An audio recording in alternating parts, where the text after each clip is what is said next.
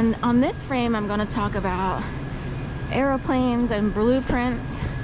These are two things that came up which show that certain people who I was exposed to during my childhood desperately need to make other people feel like chopped liver while they try to pump up their own family members. So I guess I'll go ahead and explain it. I won't name names or anything because if they were on the street, I would actually care. I would be like, that's pretty bad. I wouldn't, you know, I would want to help in some way. Now, on the flip side, these people don't care. They think it's funny. They think they won something for being, they're not good. They pretend to be good, and they are actually very harmful people. They might even show up to church or act like they're part of a church. But they spend their whole lives trying to figure out how to take money from someone else's parents. So Aeroplane involves someone who was willing to premeditate.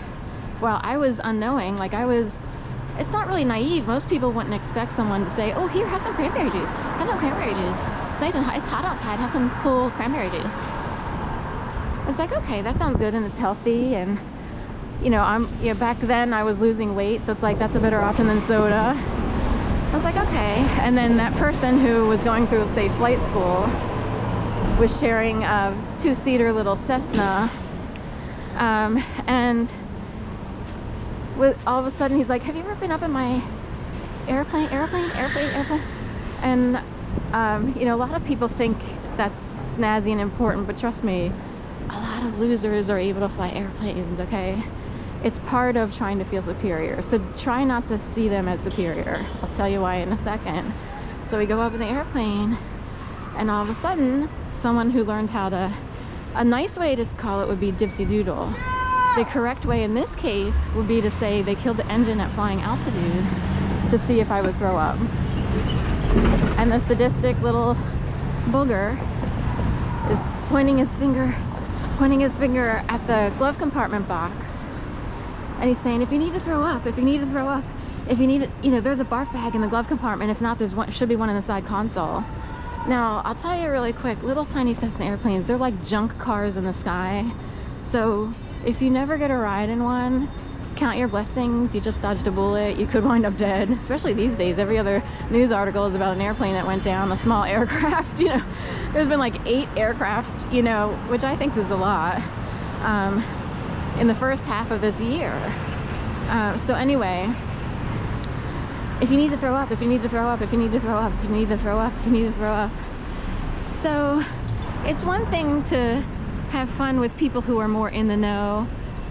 These days, I'm not sure that the Federal Aviation Administration or people like that would be thrilled about someone playing games like that. And the intention behind it is to actually scare and subjugate someone. The more you scare and traumatize a female, so one female, 1, 2, 3, 4 guys following her. But they're nice, we'll just give them that. Is she supposed to represent me? We all have to tag along. Make sure she doesn't say anything dumb. But anyway, my point is, if someone's intention is to keep traumatizing anyone, it could be male or female, I just happen to be a female, so I can speak from that perspective a little more easily because I'm not sure. I'm kind of curious how men have been subjugated or put into states of fear to make them shut up. I wasn't even I didn't even talk. I am completely opposite than I used to be. I actually did not talk at all that much. And everybody knows that because my dad was similar. He didn't talk a lot. So anyway, the blueprints part of the airplane story would be, you know, this said group with the same person, they like to use gatherings and Christmas parties or surprise birthday parties to one-up people or to make some people feel like chopped liver while they hand out appetizers. And then someone else gets to make a grand entrance driving all the way from Timbuktu because they're in, you know, med school or whatever. By the way, we're at Jefferson University Hospital, which is technically a medical school. And they fly in the door having driven miles and miles and miles to get back for the holidays. It's just grand entrance at a Christmas party. And meanwhile, someone like me would be like chopped liver holding the appetizers, being told to hand these out to guests. It's like a bad Cinderella story, which is interesting because I have a real sister whose name is basically Cinderella-ish. That's how funny that gets. But anyway, so on top of making a grand entrance and being the belle of the ball, while little chubby me, I might have lost weight by then, but I went through a very chubby period of having to lose 60 pounds, rolls out blueprints. We're gonna pull out the blueprints of a hospital where this person used to work as more of a tech person. And I wanted to cry because I felt like such a loser.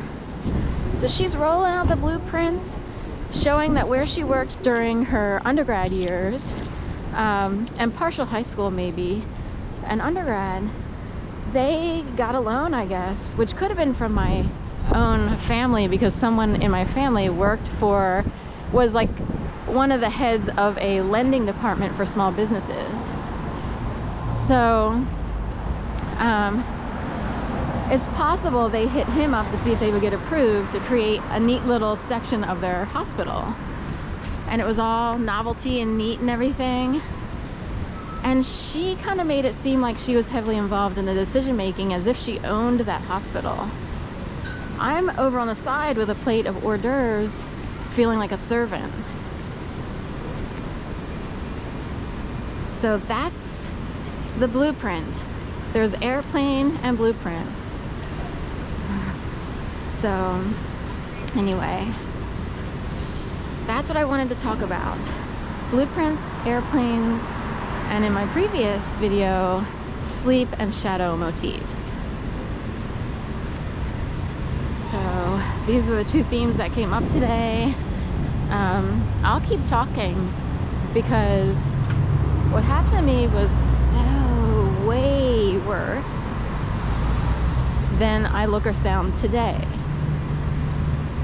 You could say that I was completely transformed because of what happened, but the good witches came in and tried to help me make it because of how bad this was. We have 1 million extremely immature people who are working normal jobs and seem functional. And have money and have cars, have titles, have big homes, some of them. And they're walking around saying, it's just your shadow. Still asleep, still asleep, still asleep, still asleep, still asleep, still asleep, still asleep, still asleep, still asleep. But the people who did the airplane and the blueprint, they're part of that dark group. They are very, very dark, dark people. They are in gangster realm of, they got to have like dark, murderous gangster realm. And it's hard to believe when you're down here having done basically, you know, the best you can and all the quote unquote right things in life, trying to survive, and then you get pounced by a bunch of idiots. And we are talking, it was a machine here in Philadelphia. Some people wonder if a fraction or a percentage of these people were totally puppeted. They wound up